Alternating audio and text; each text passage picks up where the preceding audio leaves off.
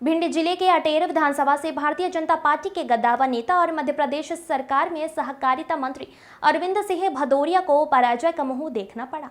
पिछली बार मात्र कुछ वोटों से हारने वाले कांग्रेस के हेमंत सत्यदेव कटारे ने इस बार उन्हें 20,288 मतों से पराजित किया। अपनी जीत पर कांग्रेस नेता हेमंत सत्यदेव कटारे ने पार्टी नेताओं और कार्यकर्ताओं सहित क्षेत्र की जनता का आभार जताया। उन्होंने कहा कि वो क्षेत्र के विकास के लिए सदैव तत्पर रहते हैं। जनता ने उन पर जो विश्वास जताया है वो उस पर खड़ा उतरने की पूरी कोशिश करेंगे। काफ़ी भिंड जिले की सबसे बड़ी जीत हुई है, तो किसको श्रेय देना चाहेंगे पूरी जीत? मैं अपने स्वर्गीय पिताजी के आशीर्वाद से पुनः अटेर विधानसभा से विधायक निर्वाचित हुआ हूँ। इसके लिए मैं सर्वप्रथम जीत की पूरी श्रेय देना चाहूँगा मेरे अटेर क्षेत्र के मतदाताओं को, क्योंकि एक मतदाता की तरह नहीं, उनने एक परिवार के रूप में अपना बेटे की तरह मुझे स्वीकार करके आशीर्वाद दिया और भरपूर आशीर्वाद दिया। मैं समझता हूँ जैसी मैंने उनसे आशीर्वाद की कामना करी थी, उनने उससे भी ज़्यादा आशीर्वाद देकर मुझे प्रचंड बहुमत से जो है यहाँ पर जीत दिलाई है।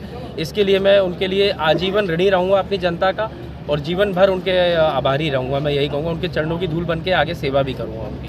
मध्य प्रदेश में बीजेपी की सरकार बन रही है भारी बहुमत से, ऐसे में आपकी यहाँ पर जीत अटेर में, तो कौन सा फैक्टर रहा जिसमें जीत का कारण? मैं अगर सच कहूँ तो मुझे लगता है एक तो जनता का मेरे परिवार, मेरे स्वर्गीय पिताजी से और मेरे परिवार से जो जुड़ाव था, एक कारण ये रहा।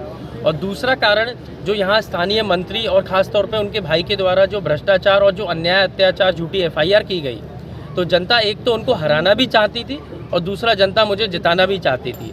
तो मैं समझता हूँ ये दोनों कारण बन करके एक बहुत बड़ी जीत में तब्दील हुआ है। पहला ऐसा कौन सा काम है अटेर के लिए आप करना चाहेंगे?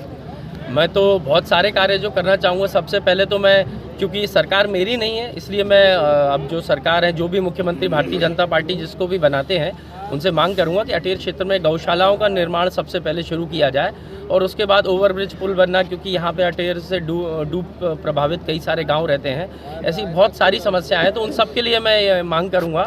और एक कोई ऐसी समस्या नहीं है, लेकिन गौशालाओं से मैं शुरुआत करूंगा। उसमें गौ सेवा भी होगी और हमारे किसानों के लिए भी वो सबसे बड़ी समस्या है, तो उसका निराकरण भी होगा। अटेर आज भी तहसील है, उसको आगे बढ़ाने के लिए नगर पालिका, नगर परिषद हो, उसके लिए कोई प्रयास हो? मैंने कांग्रेस सरकार में तो प्रस्ताव भेज दिया था, लेकिन भाजपा की सरकार आने के बाद उसको उन्होंने कचरे की टोकरी में डाल दिया था। क्योंकि अब मैं विधायक बन गया हूं, तो मैं सदन में आवाज़ उठा सकता हूं इस बात पे।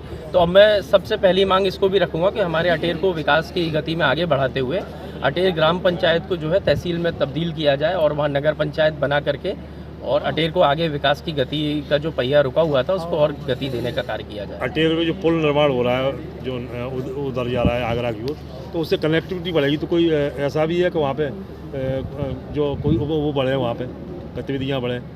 निश्चित ही जब पुल बन जाएगा तो वहाँ गतिविधियाँ बढ़ेंगी। रोड साइड जो है टूरिज्म भी बढ़ेगा, होटल खुलेंगे, लोग अपने अलग ज़मीनों के रेट बढ़ेंगे, वहाँ पर किसानों को लाभ मिलेगा। तो ये सारी चीज़ तो होंगी, तो इसलिए जितना जल्दी निर्माण कार्य होगा उतना जल्दी यहाँ क्षेत्र के मतदाताओं को लाभ मिलेगा। अधिकारी ज़्यादातर भिंड रहते हैं अटेर के, तो कोई प्रयास भी करेंगे? जब मुख्यालय वहाँ पे जो है अटेर में, वहाँ पे अगर सही से उनको सख्त हिदायत दी जाएगी तो वो वहाँ पे रहना भी शुरू करेंगे अधिकारी। और दूसरी चीज़, जब वहाँ पर नगर पंचायत बन जाएगी तो एक नगर पंचायत के चलते मुझे लगता है और जल्दी विकास भी होगा और अधिकारियों को वहाँ रहने की सुख सुविधाएं भी प्राप्त होंगी। अभी आप गोहद के जो प्रत्याशी थे उनसे बातचीत कर रहे थे, तो वहाँ पे क्या स्थिति है गोहद की, जो रिकाउंटिंग हो रही है? हाँ, मुझे अभी गोहद के जो प्रत्याशी हैं हमारे कांग्रेस के, उन्होंने मुझे अवगत करवाया है कि वहाँ पर कुछ गड़बड़ करने की जो है भारतीय जनता पार्टी की मंशा है, जिस पर मैंने उनको बोला है कि आप इसको सीधे कमलनाथ जी के संज्ञान में लाएं इस समस्या को। और मैंने भी संगठन को अवगत करवा दिया है और सीधे तौर पर इसमें कमलनाथ जी हस्तक्षेप करके जो न्याय संगत बात होगी उसका साथ देंगे। हम समझते हैं जो जनादेश है उसका पालन करना चाहिए, चाहे कोई भी पार्टी हो, कोई भी प्रत्याशी हो। ठीक।